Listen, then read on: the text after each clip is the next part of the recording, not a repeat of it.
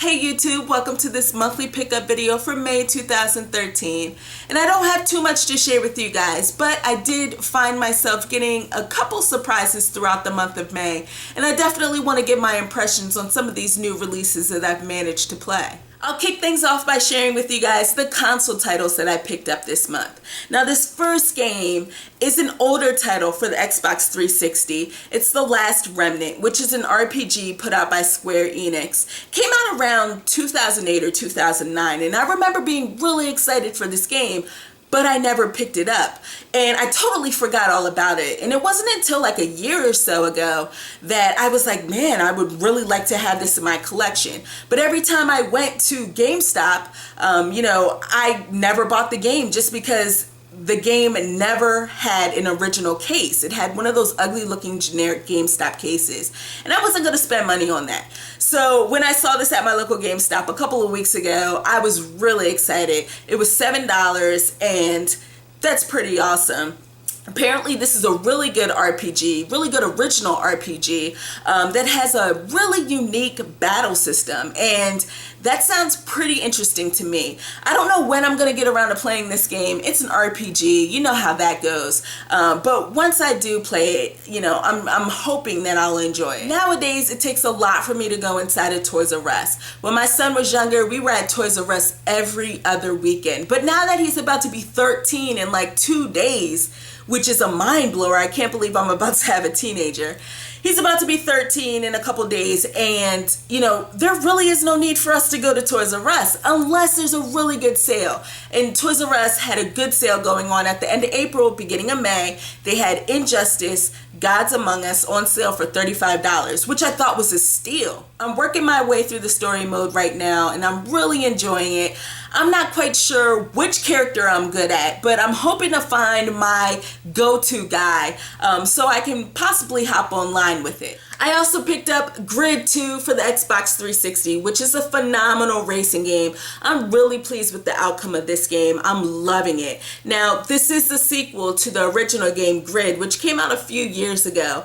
And I'm not quite sure if a lot of people know about that game, but it's really good. I think that game focused on the one feature that it had, and that was rewind. You could basically press a button and you could rewind time. So if you're racing and you messed up, you could press that button and you could rewind time and try to save yourself and do things over the right way.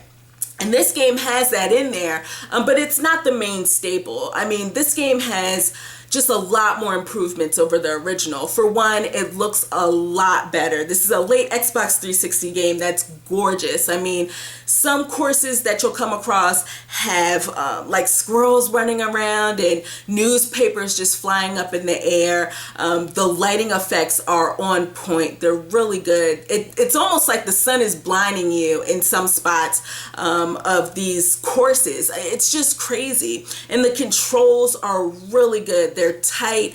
All of the cars handled differently. I mean, it's really something that you should check out if you're into racing games. Metro Last Light wasn't on my radar, but considering the good buzz that it got, I decided to give it a try, and I'm really glad that I did. This game has surprised me. It's a really good game, and that says a lot, just because I played a little bit of Metro 2033 and I could not get into it. It was difficult, and it just was overwhelming to me. There was just so much going on and I was confused about things. I just could not get into that game.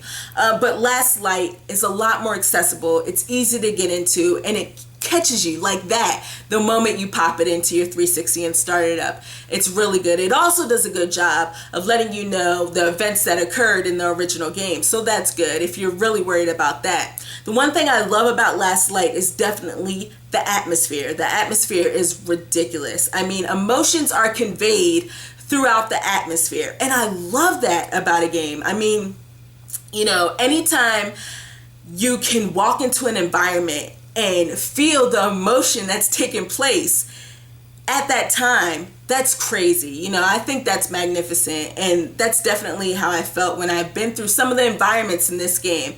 I also like the shooting. The gunplay is really good, even though I'm not shooting as much, because you have an option of going through and just like going balls to the walls and shooting anything that moves, or you could be a little bit more stealthy with it, turn off lights and move in the dark and try to take people down that way. And that's the route I've been going. It's been a little difficult, but I'm really enjoying it. Mother's Day was a couple of weeks ago, and it touched my heart that my son got me a present that I really wasn't expecting. He picked up Pokemon Mystery Dungeon Gates to Infinity for me.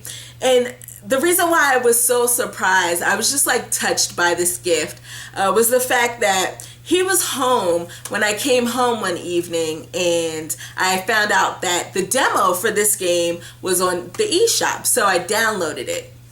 And I was telling him how I wanted to try it out because I never played any of the games in the series.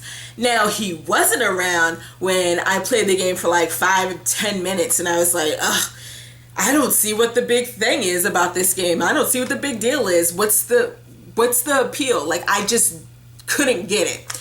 So a day or so goes by, and I tried it out again, and I played it to completion. I played that demo to completion, and I was like, okay, I get it. That's pretty cool. I can understand. I see why people are into the series. And then a week goes by, and I get this for Mother's Day. And I thought it was just so cute. So now I have to play this game, and I'm sure that won't be a problem. I'm hearing from other people, Charlie, Chirastic, and Holly, Dog in My Lens, say that the story is actually pretty good in this game. And they said it's sad. And I'm a sucker for sad games, They cried, I just might cry. Who knows? The last game I'm going to share with you guys is Donkey Kong Country Returns for the Nintendo 3DS. Now, I know a lot of reviews have mentioned the lower frame rate on the 3DS compared to the Wii version. Of course, the Wii version has a higher frame rate. It's on a console. You're taking the port of the Wii game and putting it onto a portable system. Duh. The frame rate is going to be lowered, but to be honest with you, I haven't noticed it. I think this game runs fairly smoothly. I haven't had any problems, no lags. I mean, it works really well on a portable system. I'm really loving this game. I'm almost done with it. I'm at the final boss, and it's challenging. It's challenging. Even though I'm playing on the dumbed down mode or the easy mode, I'm still having some problems with it. I'm going to try to 100% it. I don't know if I'll be able to, but I do want to get all of the worlds out of the way so I can play the new world that's featured in this game. I'm really excited to try that out. So there you have it, guys. Those are all of the games that I picked up this month, and I'm really looking forward to June. June is going to be crazy when it comes to new releases. So in the comment box below, let me know what games you're looking forward to in June. Let me know what games you picked up in May. Just let me know what you're playing. I want to thank all of you guys for watching this video, and I'll check you next time.